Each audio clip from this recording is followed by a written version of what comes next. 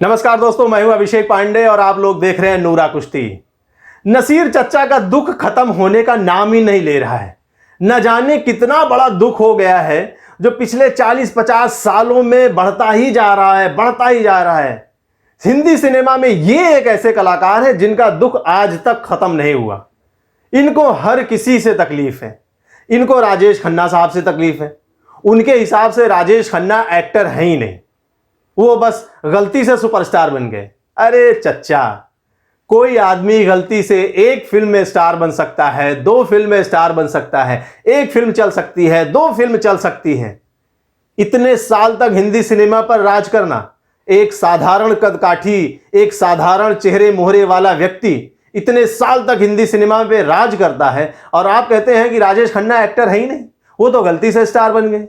हाँ, इसका मतलब है कि आपने उनकी कुछ चुनिंदा फिल्में जैसे आनंद, स्वर्ग, आराधना ऐसी फिल्में आपने देखी ही नहीं। रोटी, है, आपने उनकी ये सब फिल्में देखी ही नहीं। आपने केवल वो फिल्में देखी जो वाकई खराब थी, फ्लॉप हो गई, आपको सिर्फ उन पर छीटाकशी करना था, उनकी टांग खींचनी थी, इसलिए आपने उन फिल्मों को देखा और उसी फिल्म के हिसाब से आपने उनको जज कर लिया। उसके बाद फिर अमिताभ बच्चन आ गए। ये भाई साहब अमिताभ बच्चन को भी स्टार नहीं मानते हैं। इनका कहना है कि अमिताभ बच्चन भी कोई बहुत अच्छे एक्टर नहीं है, अभी तो मेरा और अमिताभ का मुकाबला ही नहीं हुआ है ना। बच्चन साहब ने भी बड़ी विनम्रता से कह दिया कि हाँ भाई, मैं आपके आगे तो बहुत छोटा हूं। तो आप समझ रहे हैं, मतलब ओमपुरी जो इनके समकालीन थे वो इनसे ज्यादा पॉपुलर हो गए। अनुपम खेर जो इनके जूनियर थे वो इनसे ज्यादा पॉपुलर हो गए। अब ये जो फ्रस्ट्रेशन है ये कहां जाए ये तो ये बातों बातों में ये फ्रस्ट्रेशन निकलता है। द कश्मीर फाइल्स के टाइम पे इन्होंने अनुपम खेर के ऊपर कुछ छीटाकशी की थी, तो खेर साहब ने बताया कि शायद वो जो ये ऐसा कुछ है, उसकी वजह से इनका थोड़ा दिमागी संतुलन ढीला रहता है और ये कुछ भी आए बाएं साएं बक देते हैं। जनाब नसीरुद्दीन शाह साहब, मेरे बारे में आपका दिया हुआ इंटरव्यू देखा। आपने मेरी तारीफ में कुछ बातें कहीं कि मैं क्लाउन हूँ, मुझे सीरियसली नहीं लेना चाहिए, मैं साइको फैन हूँ, ये मेरे खून में है, वगैरह वगैरह। इस तारीफ के लिए शुक्रिया, पर मैं आपको और आपकी बातों को बिल्कुल भी सीरियसली नहीं लेता। हालांकि मैंने कभी भी आपकी बुराई नहीं की, आपको भला बुरा नहीं कहा, पर अब जरूर कहना चाहूँगा कि आपने अपनी पूरी जिंदगी इतनी कामयाबी मिलने के बावजूद फ्रस्ट्रेशन में गुजारी है।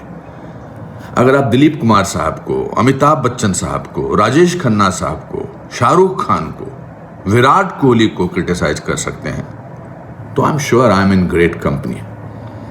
और इनमें से किसी ने भी आपकी स्टेटमेंट्स को सीरियसली नहीं लिया, क्योंकि हम सब जानते हैं कि आप नहीं बल्कि बरसों से आप जिन पदार्थों का सेवन करते हैं उनकी वजह से क्या सही है और क्या गलत है आपको इसका अंतर ही नहीं पता लगता। अब नया शिगुफा इन्होंने खड़ा कर दिया द केरला स्टोरी के नाम पर। इनका कहना है कि द केरला स्टोरी एक बहुत ही डेंजरस ट्रेंड है, अब इसी तरह की फिल्में बनेंगी। इन्होंने क्या कहा कि अफवाह, भीड़, फराज जैसी फिल्में कोई देखता ही नहीं, ऐसी फिल्में सिनेमा हॉल में दम तोड़ देती हैं, ये बहुत ही बेहतरीन फिल्में हैं। जितने भी दोस्त मेरे ये वीडियो देख रहे हैं वो ये बताएं मुझे कमेंट करके कि क्या आपने अफवाह, भीड़, फराज ऐसी किसी फिल्म का नाम सुना है हाल फिलहाल। अगर किसी ने सुना भी है तो आप बताइए कि आप में से कितने लोगों ने जाकर सिनेमा हॉल में यह फिल्म देखी है। मतलब द केरला स्टोरी जितने पैसे में बनी है उससे 2 गुने, 3 गुने, 4 गुने पैसे खर्च करके ये फिल्में बनी हैं।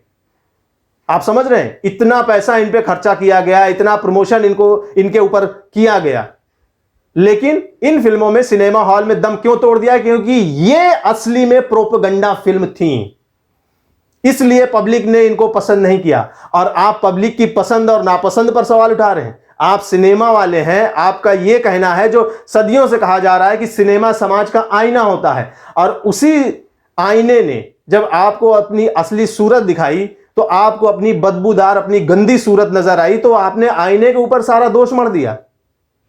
एक नॉन स्टारर अति लघु बजट वाली फिल्म द केरला स्टोरी इतनी ताबड़तोड़ कमाई करती है, पब्लिक चॉइस है, पब्लिक देखना चाहती है, तो आप पब्लिक की पसंद और नापसंद पर सवाल उठाएंगे और आप कहेंगे कि आप जाकर अफवाह, भीड़, फराज इनको देखकर आइए। क्यों देखकर आए पब्लिक? क्यों देखकर आए? आपका प्रोपेगेंडा देखकर आए, आपकी मनगढ़ंत बातें देखकर आए, या जिसमें उसको इंटरेस्ट है वो देखकर आए? सुप्रीम कोर्ट ने भी कहा है कि फिल्म को रिलीज करिए, जो जिसको पसंद होगा वो फिल्म देखने के लिए जाएगा।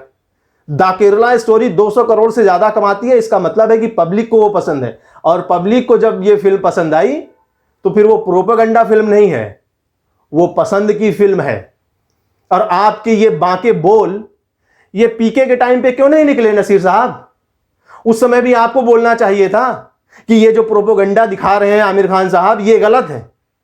जिस तरह से ये किसी धर्म के ऊपर छीटाकशी कर रहे हैं, ये गलत है। जिस तरीके से इन्होंने अपना लास्ट डायलॉग बोला है कि मुसलमान कभी धोखा नहीं दे सकता है, ये गलत है। हिंदू हो या मुसलमान, धोखेबाज हर कौम में होते हैं। तो ये कहना कि मुसलमान धोखा नहीं दे सकता या हिंदू धोखा नहीं दे सकता, ये पूरी तरह से गलत है। हर कौम में धोखेबाज, हर कौम में अच्छे बुरे आदमी होते हैं।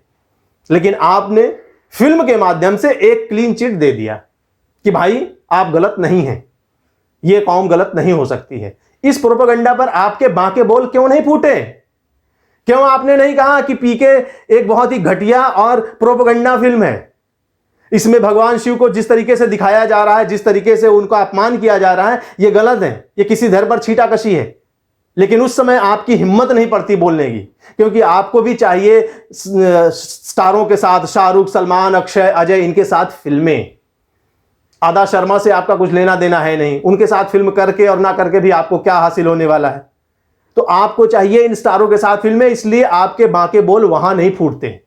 लेकिन ये पब्लिक है, ये सब जानती है, आपका फ्रस्ट्रेशन भी जानती है, सोशल मीडिया पर भरा पड़ा है, विकिपीडिया में भरा पड़ा है ना, लोगों के कमेंट्स में भरा पड़ा है, तमाम सारी मैगजीनों में आपके जो फ्रस्ट्रेशन है वो दिखाई पड़ते रहते हैं लोगों को। तो आप ये मत कहिए कि the Kerala story propaganda film है और लोगों को भीड़, अफवाह, फराज जैसी फिल्में देखनी चाहिए। आप जाइए, आप देखिए, आप स्वतंत्र हैं, आपको किसने मना किया? मेरे ख्याल से तो भीड़, अफवाह, फराज ऐसी फिल्में आपने भी नहीं देखी होंगी। केवल आप यहां पर बैठकर ज्ञान दे रहे हैं बस कि जाओ देखो। आप जाइए, द केरला स्टोरी देखिए, फिल्म समझकर देखिए। बस आप एक सिनेमा मेकर हैं, अच्छी फिल्म है, अगर इतनी पब्लिक ने देखा है तो मतलब कि फिल्म में कुछ दम होगा।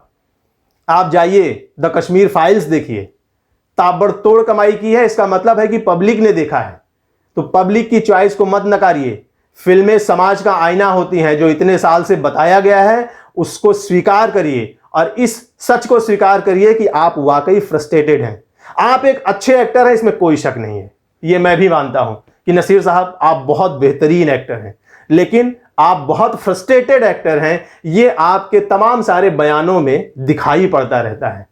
तो अगर कोई फ्रस्ट्रेशन है तो एक अच्छे एक्टर होने की भांति आप एक्टिंग करिए और उस फ्रस्ट्रेशन को अपने अंदर दबा कर रखिए, क्योंकि उससे पब्लिक का कुछ लेना देना नहीं है। हमने आपकी अ वेडनेसडे फिल्म भी देखी, आपको सराहा, बहुत तारीफ की। मोहरा भी हमने देखी, आपके अभिनय को हमने सराहा। जो फिल्में अच्छी हैं वो पब्लिक देखेगी, उसके लिए आपको कहने की जरूरत नहीं है।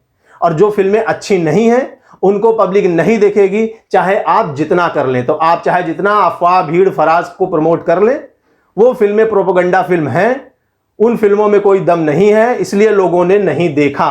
और the Kerala story, the Kashmir files, ये फिल्में बेहतरीन फिल्में हैं। इनमें लोगों को कुछ दिखा ऐसा जिसने आईना दिखाया, इसलिए लोगों ने ये फिल्में देखी। तो आप एक कलाकार के नाते अगर बोलिए तो तटस्थ बोलिए, बस। जय हिंद।